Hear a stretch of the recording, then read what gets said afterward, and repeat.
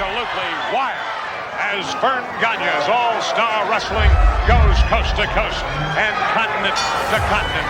The greatest wrestlers in the world.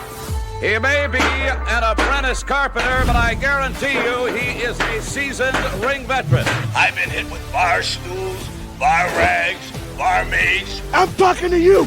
They're scared that Hulkamania's still running wild. Oh, yeah. I got a big fat wife and 9 kids at home, and I gotta feed them. And take a look at Jesse the Body in real life. Open your hand once if you would. You want to see it? This is absolutely unbelievable. Totally, completely out of control. He's coming in over the top. Hey! Look out!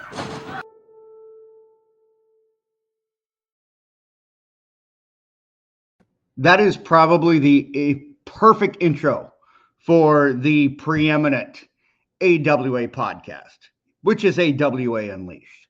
Because if there are words to describe us, and if somebody is watching us come down the street, those are the 3 words that everybody says, right? Hey, look out. They can apply to so many things when it comes to us. I thought it was more, what the fuck is that? What the fuck is that? Those are I was looking at that opening. Here's a question I have. I'm wondering if maybe the bell rang or Stan Hansen was disqualified before he got to double digits on kids. He stopped at 9. You know, it's kind of things that make you go. That's a baseball team, though. I mean, that's a basketball team with a 4-person bench. That's not bad. I suppose. All right. I mean, those are yeah. I mean, those are like you. I mean, those would be, you got 2 kids you know about, 7 you don't. So I mean, look at it that way. That would assume that he's had sex 9 times. I could go farther than that right now, but I won't. We have a female audience as well, so let's move ahead. Let's do it. We've been known to be classy before, so let's pass it up, gentlemen. Welcome into the fully. Fuck that. I was just going to say, welcome into the new and improved Professional American Wrestling Association Unleashed, unedited, unraw, uncut podcast. We talk about. Okay. Back to normal. Guys. That it? That's Bye. it. That's it. That's it. So we got a fun one here today.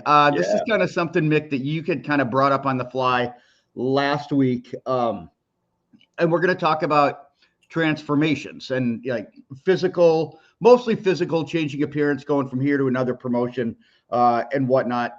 But I think the first thing we got to do, obviously, you guys know, we got to do the shilling. First of all, for those that are not pinfall members, our pinfall members just continue to grow and grow and grow, and we absolutely love it. It's the $4.99 deal. It's the best deal in wrestling podcasting, you guys. Yep. I mean, not even close.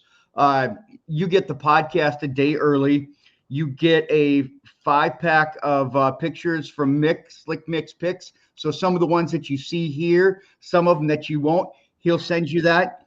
You get our monthly video, our watch along, which is Mystery Science Theater 3000 meets professional wrestling. You get the Back to Ringside with Mick and myself. It's a weekly, about an hour-ish that we do every week, just talking about the current stuff. We're not breaking down the show because that stuff's boring, and so many other people do it anywhere. We're kind of getting more into the nuts and bolts and the news, kind of what's going on. You get a thank you letter from myself with an Unleashed sticker and a magnet, and that's just kind of a little welcome ditty. So we've also got exclusive interviews there with the former world-class referee James Beard, Herb Simmons, great promoter out of Southern Illinois Championship Wrestling, Jesse Kriza, ODB, Ken Anderson. Those are just two. Les Thatcher, the legendary Les Thatcher. So we've got a lot of really cool things that are there, and we got to exclusive. They're going to be just there for $4.99 a month. If you're not a member, once you subscribe, you get access to the entire vault. And I mean, this stuff is absolutely fantastic content. We're very, very proud of this. No bullshitting aside. it is very, very good content. I would put what we do up against anybody in this space, you guys. You bet. You bet. Yeah. Nice job. Nice job there, buddy. Before we go to the to our topic for today, want to send get well wishes to Bonnie Raschke. The Baron's wife has been very, very ill recently, and I believe she's just starting on the comeback trail. So to Baron and Bonnie, all the best to you. Yes, Mrs. Claus, she is affectionately known as. Mrs. Claw. Yep. There are two quick things that I'd like to bring up before we get into the show. Nice big. Hold on now. Is that the John Cena? Well, sort of. Yeah. You're close. Anyway, I think last week's show we had pitched or mentioned that we would have Downtown Bruno on this week. Got a call from him a couple hours before yesterday's show, and he had a scheduling conflict. He apologizes, but he will be on the show in 2 weeks from now. So that's one announcement. The other one, this one sort of blows me away. I see what you did there. You gonna drop the bomb on us? Oh no. Well, I that's I guess a third announcement. I talked with Brian Clark, or better known as, probably his biggest gimmick was Adam Bomb with the WWE. He was Night Stalker in the AWA. Brian has agreed to come on to our podcast in the near future. But no, the one that blows me away is you're pregnant. Huh? Yeah. Well, you just shut the fuck up. Kidding. Fuck. Uh-oh. I've chased him back to his dog kennel. Goddamn fruit flies. Anyway, 40 years ago today. It's October 7th, 2025. 40 years ago today, I started my career with the AWA. Wow. Incredible. I don't feel 40, let alone starting in the business 40 years ago. I'm just, I woke up this morning and looked at my phone and saw the calendar date, and I'm like, are you kidding me? I got to go to the office. I got to go in and meet the boys and get ready for promo day and get my feet wet in this business. And here I am doing AWA Unleashed with you guys talking about the old AWA. Wow. Yep. Blink, snap of a finger, and here we are. You know, whenever I'm like, I see some of these pictures, whenever I see a Garvin and Regal picture, like I instantly think of you.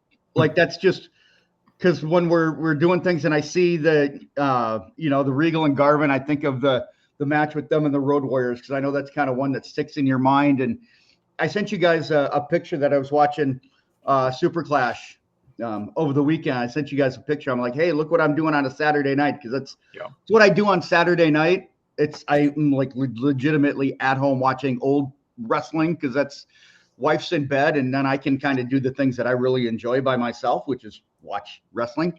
But yeah, I'm kind of going down that late 80s AWA rabbit hole, and I may hear a Polish show reference, or I may see a Mick Karch on my television. So that's kind of been, it's kind of funny you bring that up, Joe, because that's kind of where I've been in my free time. So man, 40 years ago, it's unbelievable. Yeah, the number of coworkers, wrestlers that are no longer with us, just, and I've said it before, I knew, well, I guess still know, because not all of them have passed. I was the youngest one in the office, and that if I was fortunate enough to live long enough, and I know that sounds sort of weird, but I would be the last office memory of the old AWA. And it's like, it's getting near that. I mean, how many are left? You know, Mick, we've talked about it. How many from the 70s are still left with us, less than a handful. Yeah, it's sobering and it's depressing, and thank God for the memories. That's keep them up here, buddy. Well, and that's why I think this show is so important, that it's not like you can talk about the new stuff and everybody can, which is fine, but to tell those stories that are slowly going to be forgotten because you don't have the individuals to tell those stories. That's why something like this is important, to preserve that point in history, and that people don't forget, like at its apex, it might have been the best promotion in the entire nation. And that's not hyperbolic. I mean, you look at the roster, you look at the stars, you look at the cachet, and I think that's why I want to have you guys on, and we have fun, we bullshit, we rip on each other, we do all these silly things. But at the end of the day, it's just about having this out there that people can find it, whenever, even when we're, long gone, they can look back and at least there's going to be a little glimpse of those stories that people can hopefully, appreciate what we had. Chris, not to belabor this, we'll get to the pictures in a second. Sure, yeah, and I mean the pictures, it's a transformation, it's a before and after. Yeah. It's not. They don't need a whole lot of explanation, exactly. So we can kind of set the stage a little bit. That's fine.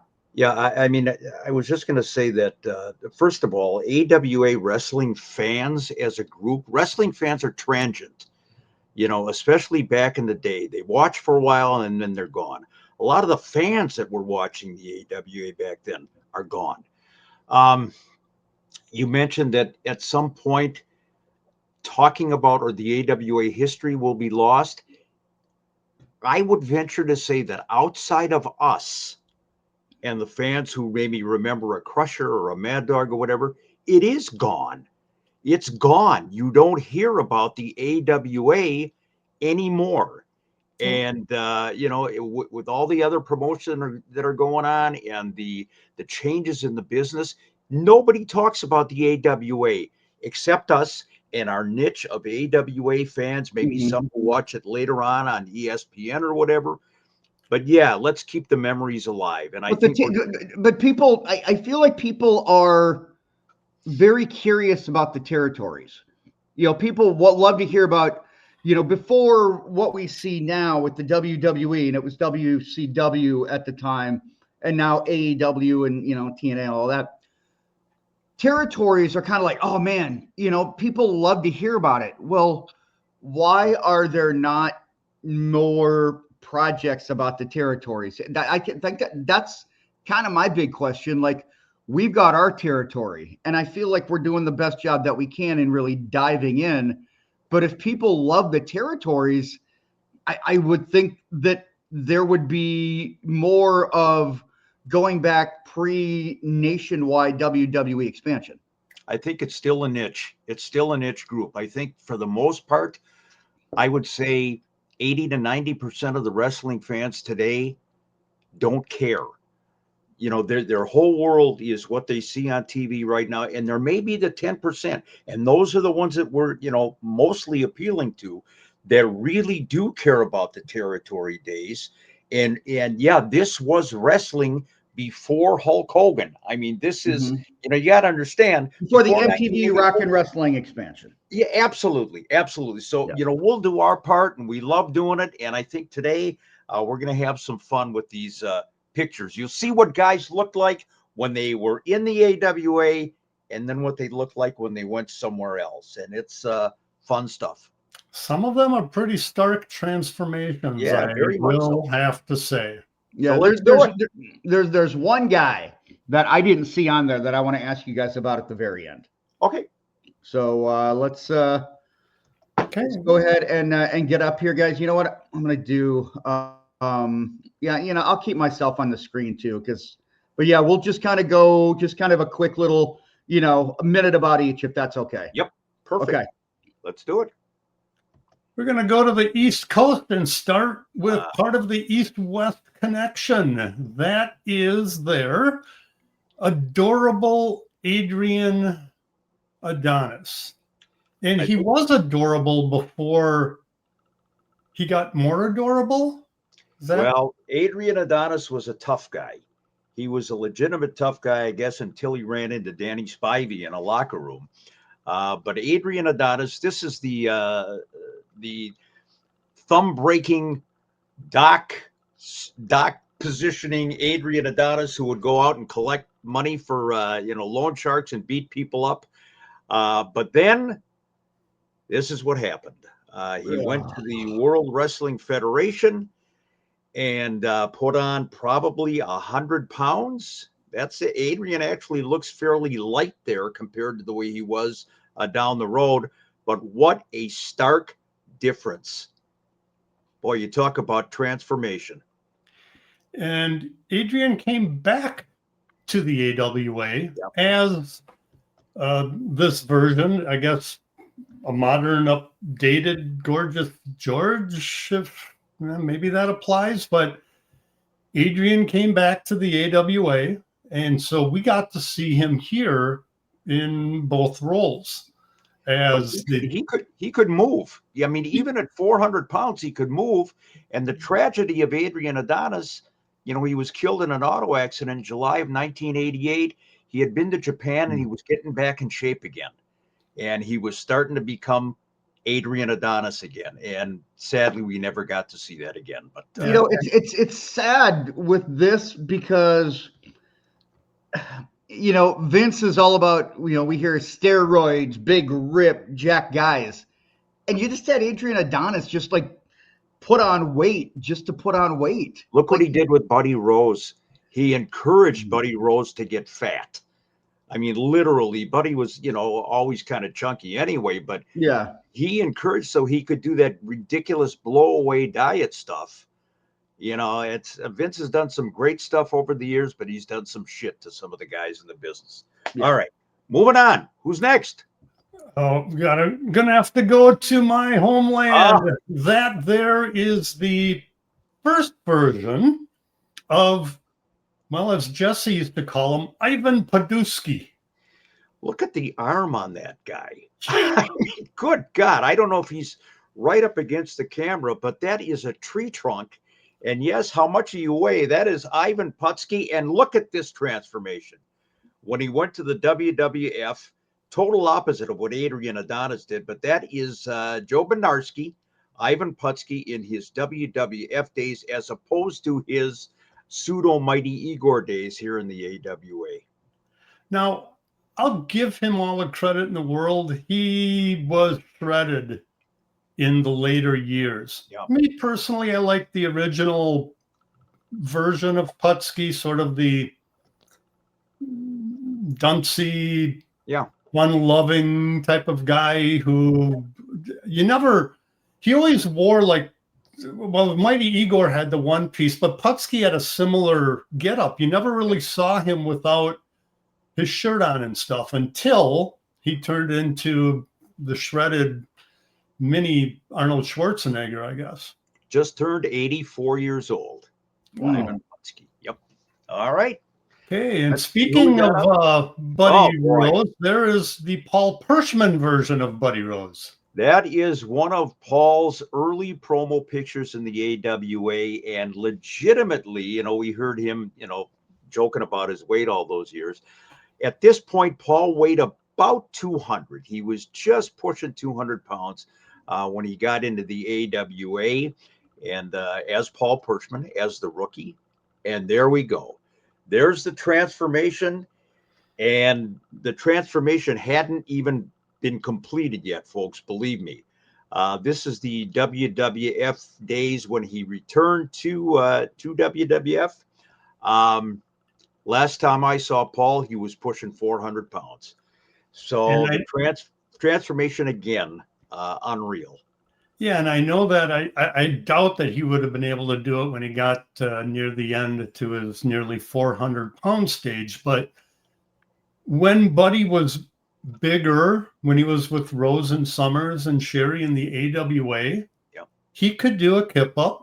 He could do a one-arm push-up. Yep. He was very athletic, even at his 271, which maybe not obvious, but that really was less than what he was weighing when he was with the AWA. He had to be pushing 3 bills near the end of his run in the AWA. But yeah, buddy, thanks to you, Mick, with your blocks of cheese and gallon of chocolate milk, he ballooned up. He went from a professional wrestler to a parade balloon. I love the guy, but I'm mad at him because he didn't take care of himself, and he should still be here. So, okay, continuing. The next one, you may not recognize him because he's a lesser version, but look at that phone. Ooh, this guy's living dangerously, I can tell. He certainly is. And my good buddy Paul Heyman, our good buddy, and I look at that phone and I still relish what he did to Jason Hervey, hitting him over the head with the telephone in the old WCW. And I mean, he cracked him. Unless it was a gimmick phone, it looked like he really nailed him, which is just great. And that's Paulie. That would have been AWA days, give or take, 1987. And let's fast forward, of course. Wow.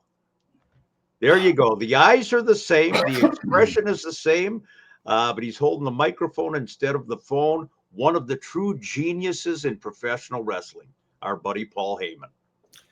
Did Paul go the route of Buddy and go get into your fridge with the blocks of cheese and gallon of milk, chocolate milk? No, he actually didn't. But that's a 60-year-old guy, give or take, that you're looking at there. So you can forgive him a little bit for the double chin that the guy's got. But again, Paul E., God bless him. Man, has he made a splash in the business. Hall of Famer through and through, no doubt about it. And I have to say that I agree with your assessment. He was back then, even when he was first starting in the business, but he exploded in the business as being one of the greatest creative minds the business has ever seen. And it was ECW, right? It's like ECW was kind of what put him on the map. I mean, I know he did all of the other stuff, but I mean, it was ECW is kind of what I think people won't remember the WCW stuff. Well, yeah, and Continental, Continental Wrestling. He had his own stuff. But yeah, ECW is absolutely what they're going to remember Paul for. But yes, Paul Heyman put on a couple of pounds, lost a couple of hair strands there, but he's still Paul E. Same guy he was 40 years ago. All righty. This next one blows me away. Yeah, we're going to flip the script. Now we're starting with somebody who is a little bit bigger in his early days and transformed. This would have been shortly after he got into the business, and that is a well-publicized picture of Nature Boy Ric Flair. And Rick, out of Edina, Minnesota, had to be pushing 3 bills there. And he was a big dude. He was thick as a brick. And then, of course, he was, what was the name he used? Rickus. He was going to be one of the Rhodes brothers, Ramblin' Rickus Rhodes or Ricky Rhodes or something like that. That's why he was putting on all the extra poundage to team up with Dusty Rhodes and Dick Murdoch. But the transformation came when he went down to the Carolinas. And this is a St. Louis picture because that's Larry Matisic doing the announcing there, doing the interviewing. But what a transformation again in the Nature Boy Ric Flair. I would guess, they billed Flair at 240, I think, during his career. I'd say that's probably accurate, maybe 230, 240. But what a transformation, and the rest is history. I just love looking at that old pic. And you said that's Larry? Larry Matisic. Okay. Wow. Oh, he was a champion. He was a definition of a champ at the time. And then he started living the gimmick. And things changed a little bit. And he still is living the gimmick. Yeah, he is. Yeah. Now, All right. the next guy, Mick, you and I have talked about it. We didn't like the transformation, but the early version of this guy was a trailblazer for the likes of Jesse the Body Ventura, for the likes of Hulk Hogan. Why is he not in Living Technicolor here, though? Yeah. I'd even add in somebody like an Adrian Street. Yep. Got a little bit from this guy, the superstar Billy Graham. The interesting thing about this picture, the background has been actually obliterated. This was taken in front of one of those decorative walls at the old Calhoun Beach Hotel during, I believe it was our good friend Gloria B. Anthony, the late photographer for the AWA, took this picture of superstar Billy Graham, one of his early promo pictures in the AWA, early 1970s. He left for a while and he came back. And Joe, this is where you and I kind of have a little problem with that. Yeah, he's still got the gun and he's still got somewhat of a, streamlined physique, but this karate gimmick, that was not superstar Billy Graham. No, I hated him as a young fan when he was the earlier version of superstar Billy Graham. I think he came back to the AWA in '84, and I couldn't hate the gimmick, but I hated what he turned into with his gimmick. It just had absolutely nothing for me anyway. So, yeah, it was not his character. I mean, he was not the flamboyant superstar Billy Graham anymore. And it was he was a karate expert or whatever. But you go through the karate moves and karate thrusts and so on and so forth. Just was not superstar Billy Graham. I prefer to remember 1970s superstar. Agreed. Our next guy, met a pretty horrible end at the end of his career, but there's an early version of Dino Bravo. Look at that.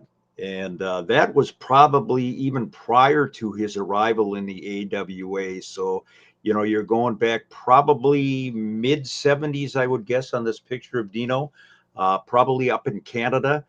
Streamlined, scientific wrestler, fan favorite. His interviews were not the greatest. They were kind of understated. He was one of those baby faces that didn't do a lot of shouting. Got into bulked up a little bit and got into a body slam competition with Jerry Blackwell. That was Dino's first foray into fame here in the AWA.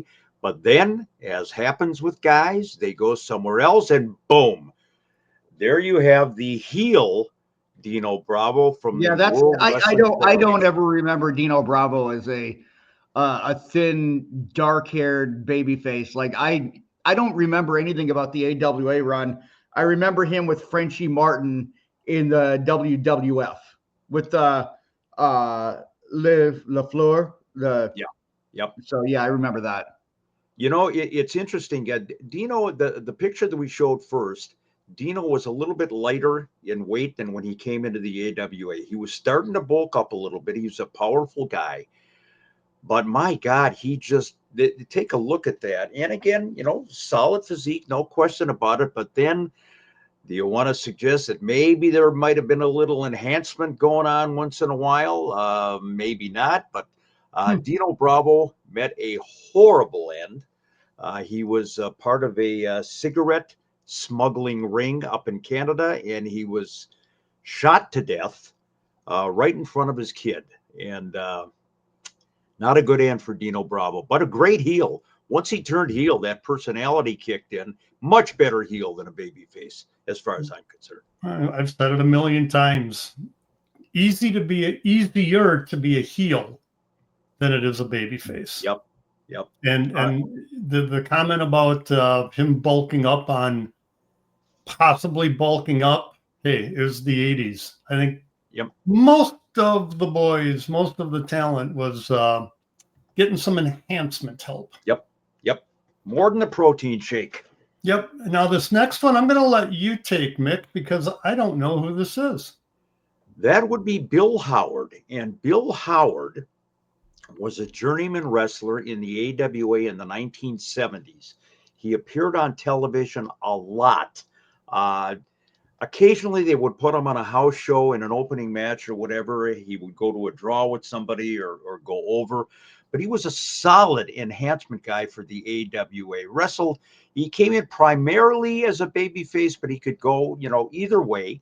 But then all of a sudden, he leaves the AWA and he goes down to the southern part of the United States and then into Japan as Remus.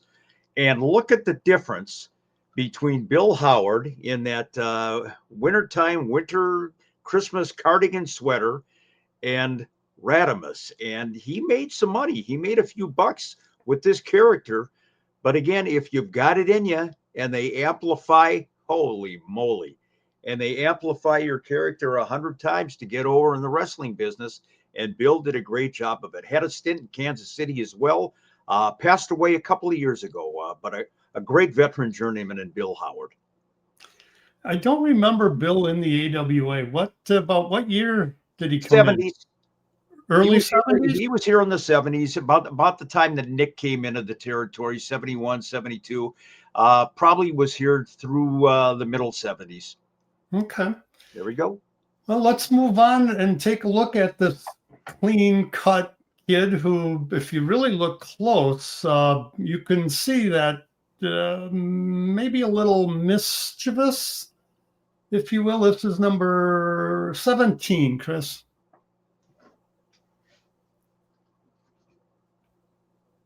You're muted, too. Are we looking for the next one? There we go. We've shown this picture before. I'm not sure about those trunks. But that would be St. Cloud State University in Minnesota. That would be Larry Heineme, and he wasn't luscious anything back then. This was prior to him getting into the business. He was trained by Vern Gagne. Broke in, I believe, 1965. Larry Heineme from St. Cloud. Moderate success here as a babyface in the AWA early on. Again, one of those Brad Ringens types. Solid amateur background. But talk about, let's call it a boring promo when he first got into the business. But then he went elsewhere. He went to the Mid-Atlantic territory. And something changed in Larry Heineme, and there we go. He became Larry Heineme / Lars Anderson, and he teamed up with Gene Anderson and Ole Anderson, the trifecta of the Anderson brothers. But Gene Anderson was the only legit Anderson of the bunch, and what a transformation. And I remember back in the day, and this is late 60s, they always made reference to the hippie. He had become a notorious hippie, luscious Lars Anderson, legitimate tough guy, beat the crap out of Paul Pershman at Vern's training camp on many occasions, has been called a bully throughout the years. He's still around. He's 90 years old, I believe. God bless him. But that was luscious Lars Anderson. And he came back to the AWA, dropped the Anderson name, and went back to Larry Heineme. So he's Heineme, Anderson, Heineme, and who knows what he is today. Goldstein, or I don't know. But there is luscious Larry Heineme. Wow. Tough guy. I'm trying to get over the whole calling him a hippie thing. But I guess back in those days, anything, if your hair was below your ear line, you were considered a hippie. You were a hippie. Yeah, absolutely. I was a hippie. Imagine that. Yeah. Now look at you. Old straight-laced, nerd me. I was a hippie.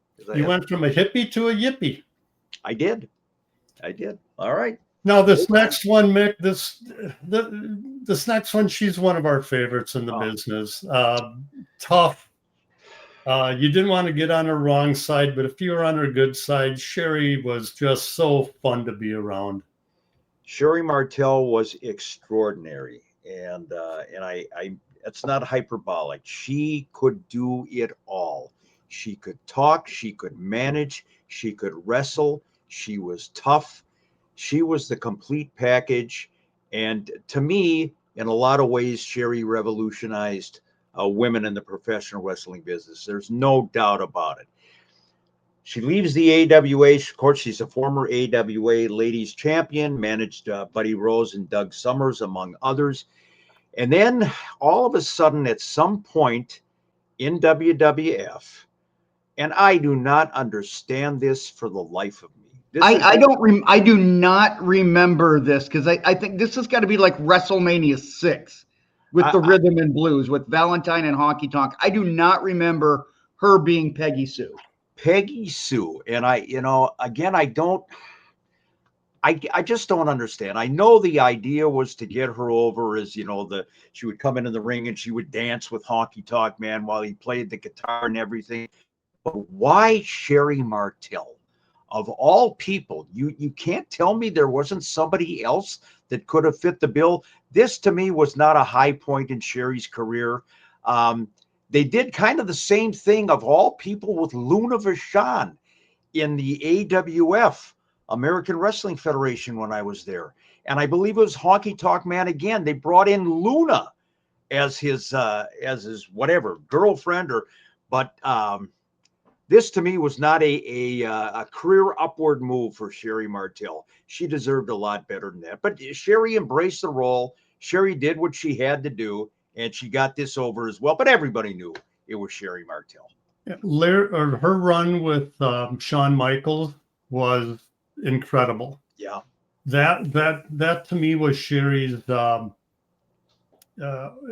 nationally, that was her breakout role. Yeah. If you will. See, I disagree. I thought her stuff with Macho was better. I liked her stuff with Macho. That was good. Yeah, absolutely.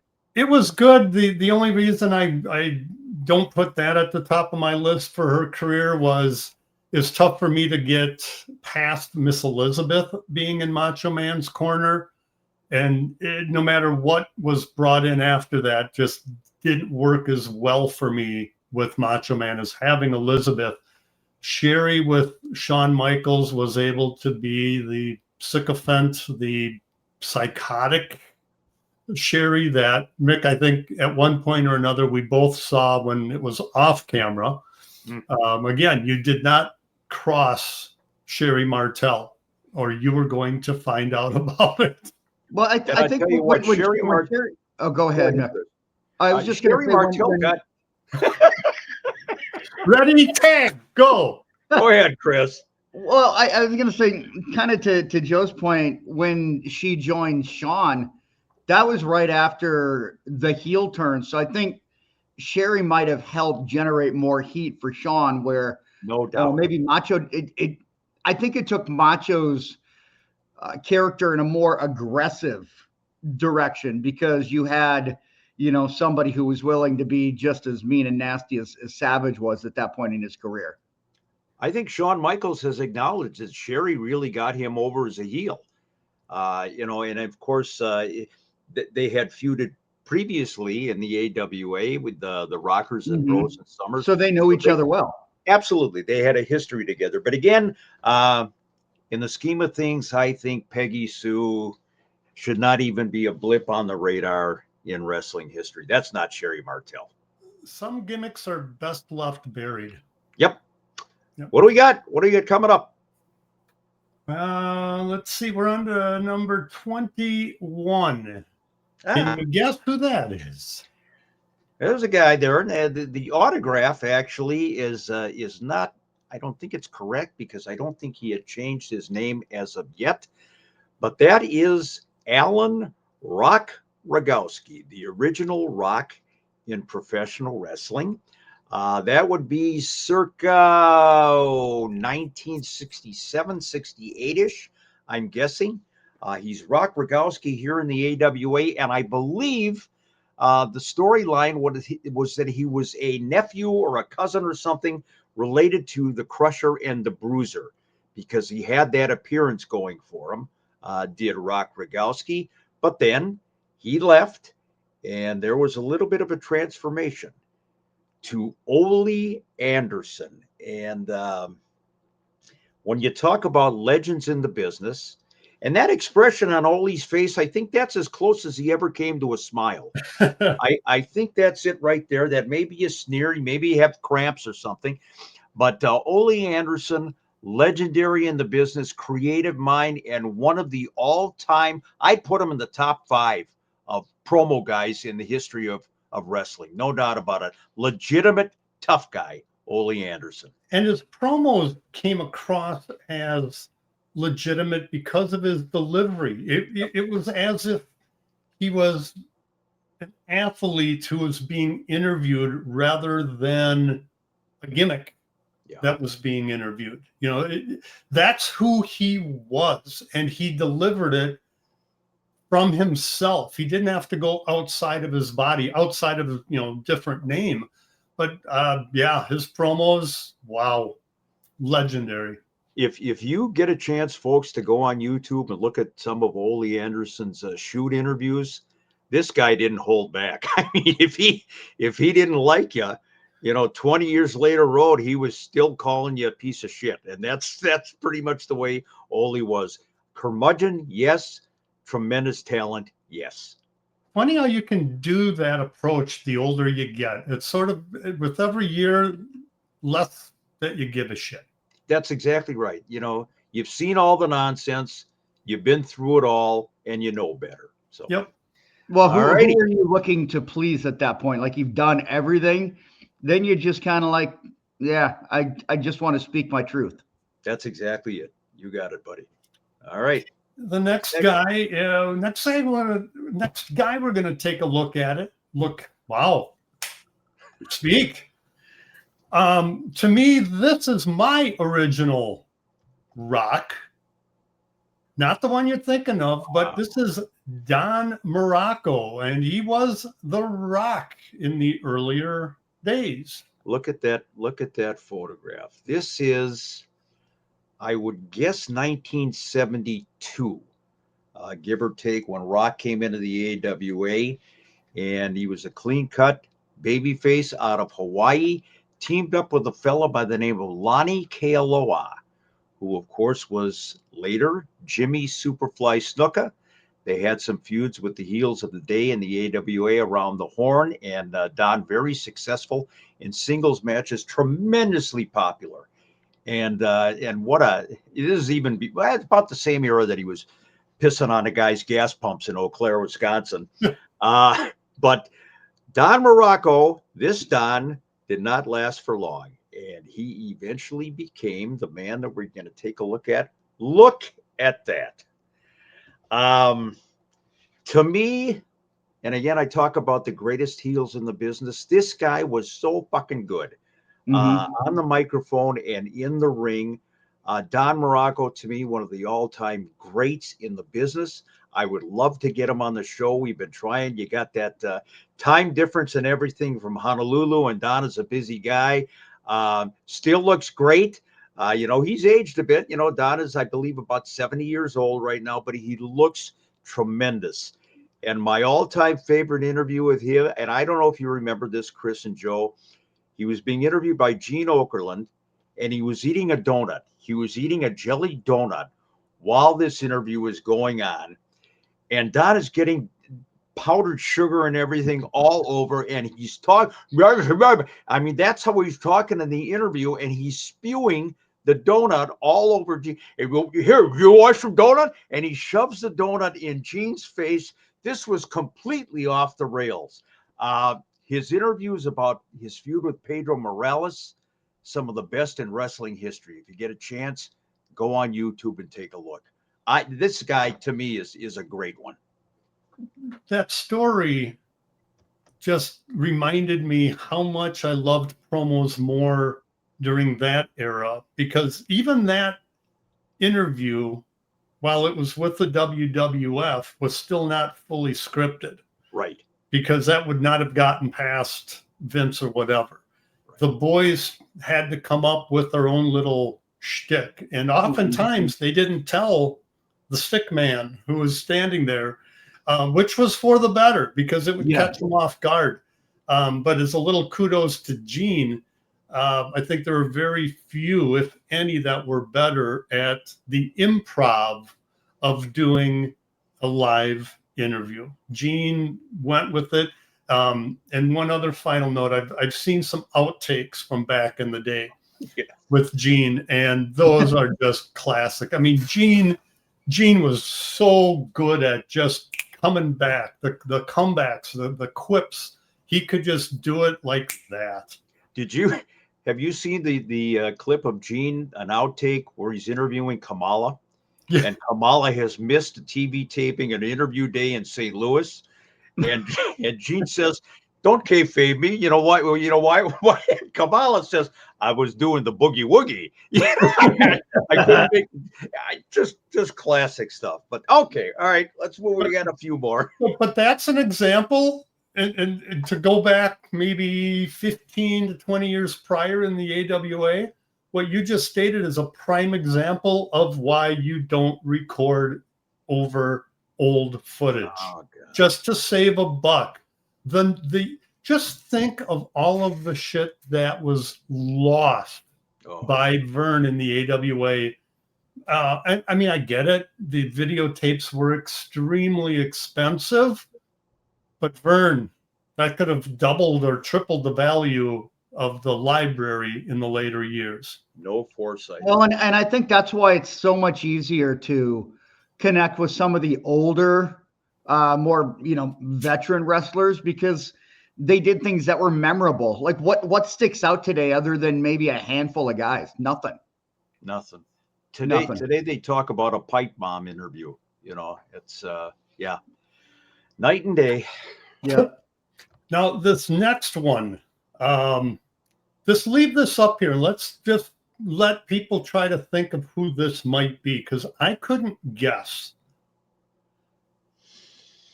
Well, he was a graduate of De La Salle High School in Minneapolis. He was voted most likely to kick somebody's ass in a dark alley by his classmates. And he was, his birth name was John Lanzo, and that'll tell you who it is. That is our buddy Black Jack Lanza in his Cowboy Jack Lanza days, maybe even prior to that, which would have been early 1960s. No, he was not from Texas. He was not from Laredo. He was not from Albuquerque, New Mexico. He was from Minneapolis, and during his AWA run, he lived in Bloomington, Minnesota, would harass Paul Perchman, who was a cashier at the Target in Bloomington, Minnesota back in the day. But Black Jack Lanza, what a transformation. Let's get Jack up there. That's the guy that the Crusher, I believe, called Oil Can Harry. That is the nickname that he gave to Jack Lanza. Once Jack left the AWA in his babyface days and become Black Jack Lanza, managed by Bobby Heenan, the rest is history.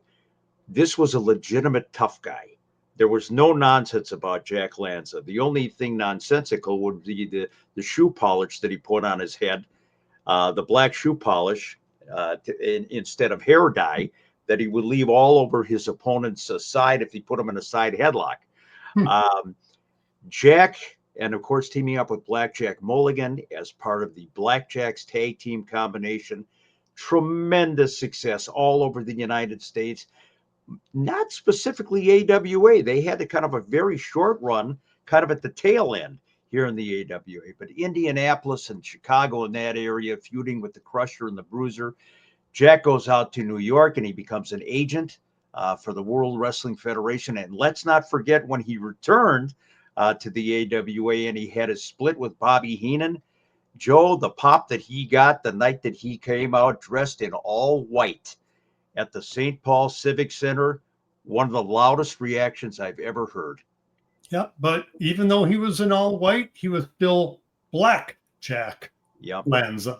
But yeah, I remember that turn very well, and it was very similar to the Ray the Crippler Stevens turn as far as the pop that he got in that situation. But yeah, Jack, I was fortunate enough to work with him for a very short time. He, like unfortunately, many after Wrestle Rock left the AWA to go to greener pastures in the WWF. So I had about maybe a 7 month run with Jack. Nothing but a great guy in the office. Always treated me with respect, even though I was a wet behind the ears 20-year-old kid. Very respected when he went out as an agent for WWF as well. Mhm. They love Jack Lanza. And Jack passed away. I mean, it's been a few years now, hasn't it? Yeah, been a few years, and again, I can't tell you how tough Jack Lanza. You did not screw around with Jack Lanza. All righty. Okay, the next guy is from Hollywood fame. We're talking about none other than George Clooney. I don't know why he's got Baron von Raschke written on that picture. Why he would sign somebody else's name, I don't know. But yeah, that is George Clooney. That's our buddy, the Baron, circa 1966. And when he broke into the AWA, we have talked about this many, many times. His arms out like that, that was about as animated as he got back then. He was trained by Vern Gagne.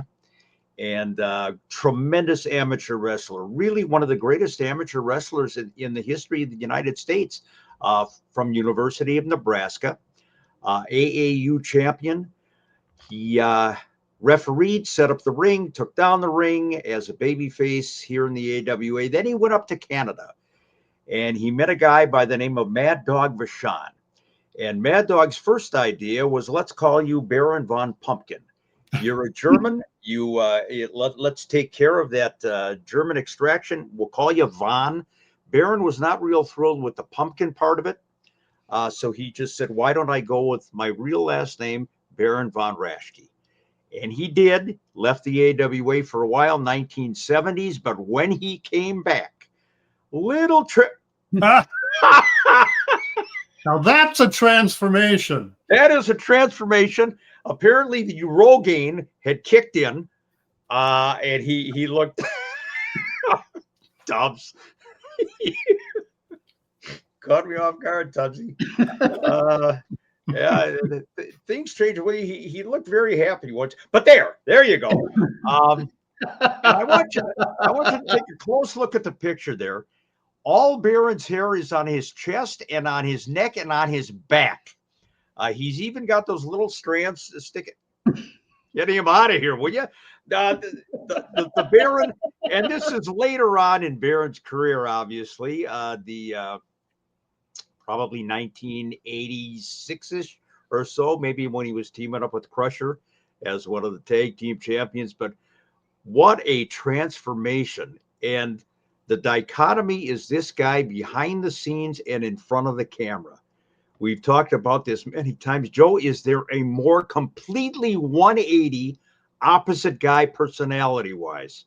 Nope. That red light came on and he instantly transformed into, he went from Jim Raschke, George Clooney, the mild-mannered actor, to one of the most beloved characters in AWA history.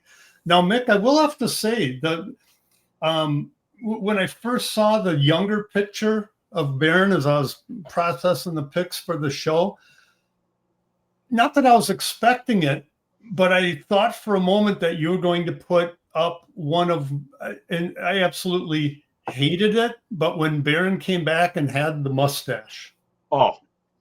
Sorry, Jim, the mustache just did not work. And thankfully he realized that sooner than later, but it's out there. It's on a couple of AWA tapings. And Baron and Bobby Heenan both had a mustache for a while. And, as a matter of fact, Bobby was managing Baron.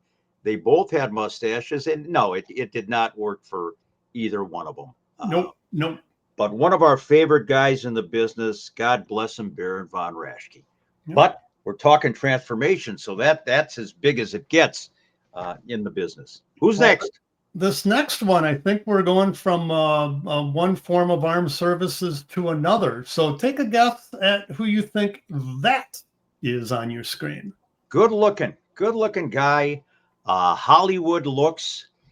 He was billed out of Nice, France, but actually he was French Canadian, lived north of the border. That is our buddy, our good friend, Bob Bedard. Rene Goulet. That would have been a photograph from 1963 when he was here in the Twin Cities, feuding with the heel Crusher at the time. Rene Goulet, very, very popular with the ladies, obviously. He had the good looks, but then something happened. Something must have snapped in Rene Goulet's head because he joined the French Foreign Legion. And he became not Rene Goulet, but Sergeant Jacques Goulet, one of the only guys that they said was literally kicked out of the Foreign Legion, one of the toughest group of men anywhere on the planet. He was kicked out because he was too tough. He was too rough. He couldn't be handled.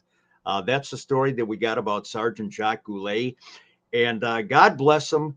To me, one of the most understated, underappreciated veterans in the wrestling business. He was a babyface not only here, but also the first time he went out to the World Wrestling Federation, teamed up with Tony Gurria, our good buddy Tony, for a long time. He eventually became a heel also. Rene Goulet did in the New York area.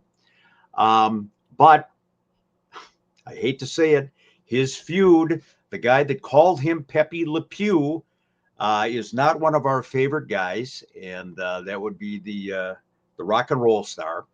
And they had a feud here in the AWA area that Rene Goulet systematically put over the Rock Star, much to our chagrin. But technically speaking, and from a ring general position, Rene Goulet, one of the all-time greats. And again, he passed away just a couple of years ago. We keep saying that over and over again, but Rene Goulet, this guy should be remembered. Yeah, I certainly remember him for myself best as Pepe Le Pew. Back in a time where the other guy was a babyface and you'd cheer him on, especially coming out to old time rock and roll on that boombox. But that aside, yeah, Pepe Le Pew, Sergeant Jacques Goulet, Rene Goulet. By the way, so why go from Rene Goulet to Jacques Goulet? I mean, they're both French names. It's not. Why did they need to change that? Well, why go from Laverne to Vern? Why go from Pretty Boy to Axe? Why so go? You're saying it's the business because it's wrestling? Yep. That's your answer going forward for any question anybody ever asks you. Two things: gimmick and because it's wrestling. I don't care if they're talking about the weather, if they're talking politics. You just say because it's wrestling. They will be stymied and they will leave you alone. They won't talk to you anymore. How come our road is partially closed and it has been for 9 months? Okay, I haven't been able to go on Chancada between here and Northwest to go to work. Oh, because it's wrestling. It's because it's wrestling. Why do I have so much, junk food in my refrigerator? Because it's wrestling. Because it's wrestling. Well, you keep expecting Buddy Rose to come over. If I'm looking for that, that's a long wait. Yeah. All right. What? Well, hold on, before we get on to the last one, you brought up I think our favorite word in the business, gimmick. So yesterday I was on a Google Meet with Brian Clark, Night Stalker in the AWA, Chronic, Adam Bomb, and I literally laughed out loud because maybe 2 minutes into the conversation, he uses the word gimmick in the way that we would use the word gimmick. And I just bust out laughing. He goes, "What did I say? That was so funny." I go, "Nothing. It's just if you're in professional wrestling, you're going to use the word gimmick, much like we were just talking about how everything is professional wrestling. It's professional wrestling's fault. Everything, not only in the business, but in life, everything's a fucking gimmick." Everything is a gimmick, and God bless Al DeRusha, who really opened up the word gimmick to me when he reached across the table and you had the Parmesan in front of you, Joe, and he said, "Pass me that Parmesan gimmick." From then on, my life changed. last time I went out. I use it on my radio show all the time. I use it at least 3 or 4 times a week. Last time I went out and had lunch with Al, he took me to some place in North Minneapolis. I can't remember the name of it. But we're sitting there and food comes and Polish one passed me over the gimmick and he wanted some salt and pepper for his food. And I looked at him and I just smiled. And I shit you not, I smiled, I looked at him and I go, thanks for putting gimmick into my vocabulary. You know, if you go into a Target store right now and you go to customer service and they say, where can I find a gimmick? They will say every aisle in the store because everything is a gimmick. Yep. There you go. Mm. All right, one more. That just gave me an idea.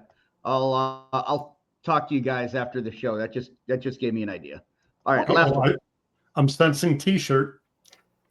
So this one, this transformation to me was mind-blowing, but I'll wait until after we show the next pick. This was, well, yeah, it was. He's still around, but this is what he looked like. Precious Paul Ellering. Mid-1970s when he broke in with the AWA. Paul, again, we've said this so many times, just a nondescript. He was a big, powerful guy. I mean, this was, you talk about a strong individual. I think he set some weightlifting records in college as well. Paul broke in, could not cut a promo to save his soul. He was just a quiet guy.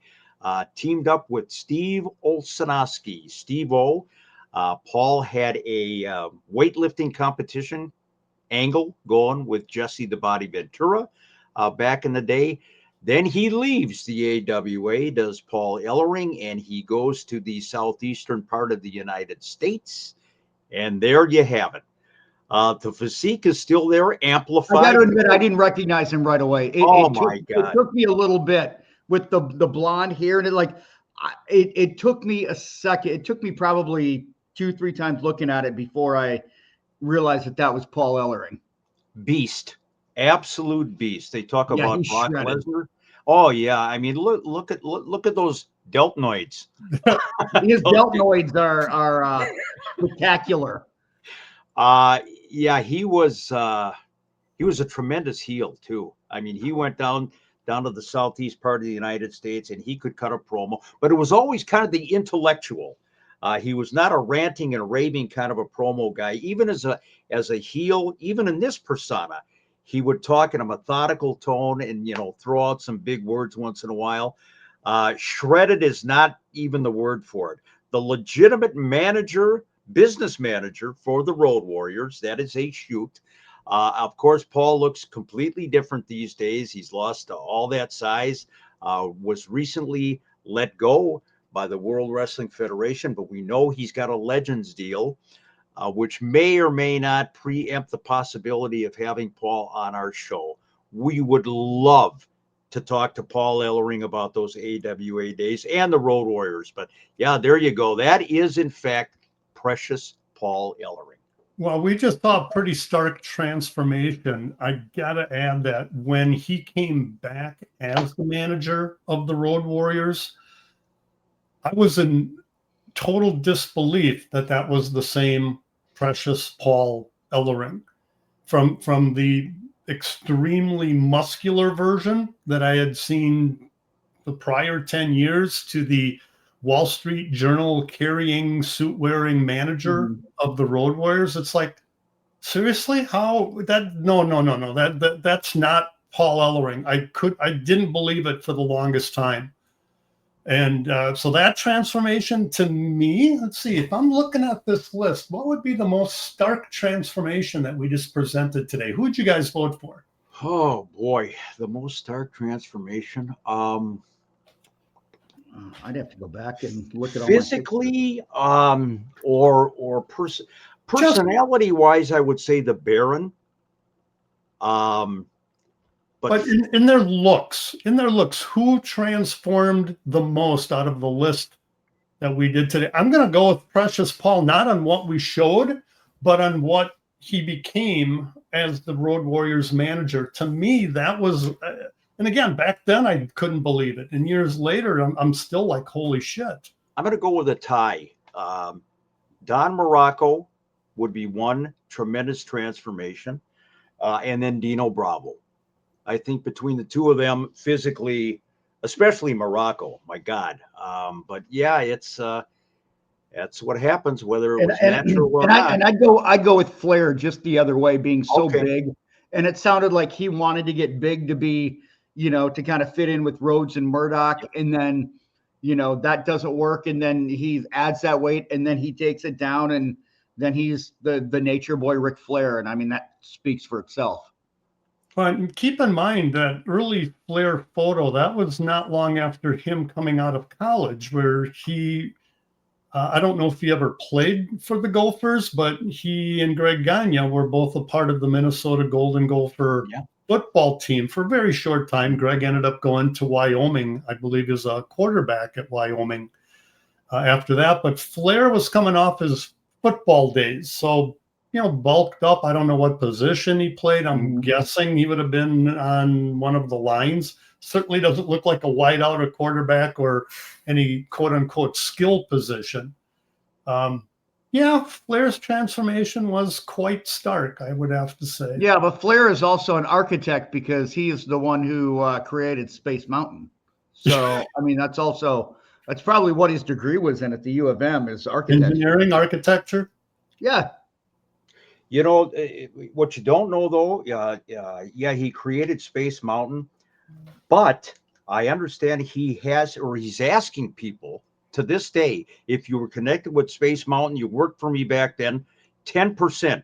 You still owe me that 10% all these years later. So even if you painted a little bit of Space Mountain, you get any residuals, they go to Ric Flair. Did he learn that from Vern? Oh. Yep. Let's get some shout outs here, guys, and then we'll take it home. My buddy, Big Sean Buckridge. Sean out in the Lonsdale, Minnesota area, great wrestling fan, loves what we do, attends a lot of the independent shows. He's got some great stories on Facebook about his shoot job, and just love the guy. Great friend, Sean Buckridge. I'm going, and I think I may have given this guy my blind dart throw shout out not that long ago, but I bring him up again because he was a part of the gorgeous Jimmy Garvin and Mr. Electricity Steve Regal post that reminded me that, again, today was 40 years that I started with the AWA. So my shout out goes to Gregory Zielinski. Yes, sir. And I am going to go with John Hoisington, who has been a longtime pinfall member. He was there near the very beginning of all of our pinfall stuff. And thank you, John, for being a pinfall member for a couple of years. Enjoys the watch-alongs and back to ringside. So, yeah, that's our shout-outs this week. So I appreciate everybody joining us week in and week out. And again, $4.99 for the pinfall membership. It's the best deal in wrestling podcasting, bar none. No question about it. And Chris, being the head honcho here at the podcast, we've got a lot of people lined up. A lot of guests are on the docket. Yeah, the thing is, we can't get to all of them right away. So it's like we schedule, and then we have to reschedule, and then there's a lot of things that are going on. And I mean, Nick, you got other things. I got a shoot job. Joe's got his job. So we're doing everything that we can to continue to provide more content. And the more pinfall members we have, the more time we can focus to this. So if you want more Unleashed, better or worse, you sign up a pinfall membership, and the more people that we have, the more content we'll crank out. It's pretty simple. It absolutely is. And again, we're keeping the memories alive of the AWA. No other podcast, to my knowledge, is doing this. We're it. We are the home base. We are preeminent for the AWA. So we love all of you, appreciate the support, and And that's it. We not sure what we got coming up next week, but as Joe said, down the road, couple of weeks, we got Downtown Bruno, Harvey Whippleman, the only guy that could make Howard Finkel look like Superman, and so looking forward to that. Yeah, Bruno will be a fun one. I was going to ask what we were going to do next week. No, not George Clooney, but or Baron von Raschke, I should say.